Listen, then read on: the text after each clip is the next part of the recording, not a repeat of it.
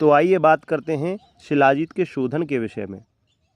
तो शिलाजीत का शोधन किस प्रकार से, किस विधि से, किस किस शास्त्र में दिया है, तो उसके विषय में वर्णन करते हैं।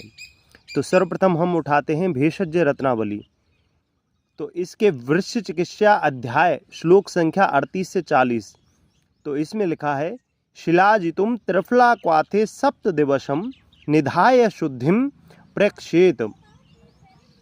शिलाजीत को त्रिफला क्वाथ में, त्रिफला क्वाथ कहते हैं कि हरड़ बहेड़ा आंवला को त्रिफला कहते हैं, आप जानते होंगे, में 7 दिन तक भिगोकर रखें, इससे वह शुद्ध हो जाता है। अब बात करते हैं कि त्रिफला का क्वाथ बनाना किस विधि से है।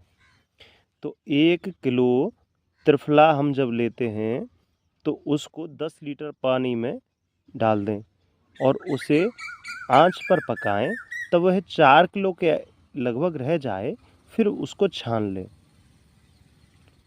इसमें फिर कच्चा शिलाजीत डालें, जो पत्थर आता है शिलाजीत का, उसको टुकड़ों में तोड़ करके इस क्वाथ में डालें और 7 दिन तक रखें।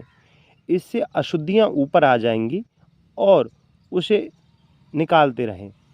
जो अशुद्धियां होती हैं शिलाजीत की, वो झाग टाइप में वो ऊपर आने लगती हैं, तो उसको हटाते रहें और प्रतिदिन इसको हिलाते रहें। इससे 7 दिन तक ऐसे ही रखें।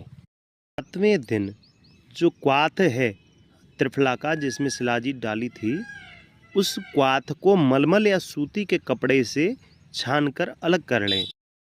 और सावधानी ये रखनी है कि जो नीचे का कंकड़ पत्थर और जो मिट्टी आदि है उसको नीचे ही रहने दें और मलमल या सूती के कपड़े से उस सारे क्वाथ को छान करके लोहे की कढ़ाई में निकाल लें और फिर इसको धीरे धीरे करके पकाएं।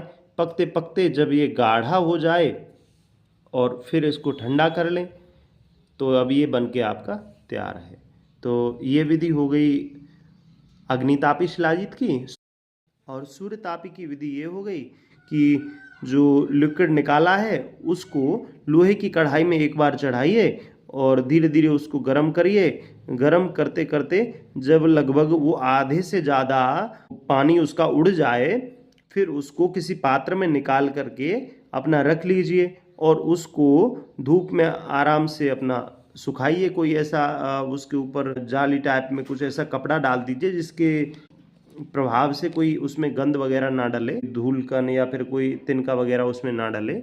और फिर उसको अच्छे से गाढ़ा कर लीजिए। वो धीरे धीरे करके पानी उसका उड़ता रहेगा और ये शिलाजीत आपकी बनके तैयार हो जाएगी। तो ये हो गई सूर्यतापी की विधि। अब इस तैयार शिलाजीत को एक शुद्ध कांच के एक जार में रख लें। तो शुद्ध शिलाजीत की फिर पहचान क्या है? हमारी शिलाजीत शुद्ध हो गई, इसकी पहचान क्या है? या फिर हम कहीं मार्केट से शिलाजीत खरीदते हैं तो एक बार चेक कर लेना चाहिए कि इसकी पहचान क्या है। तो जानते हैं, इसका चरक संहिता में भी बहुत अच्छा वर्णन मिलता है कि शिलाजीत की पहचान क्या है। तो हम इसके विषय में जानते हैं।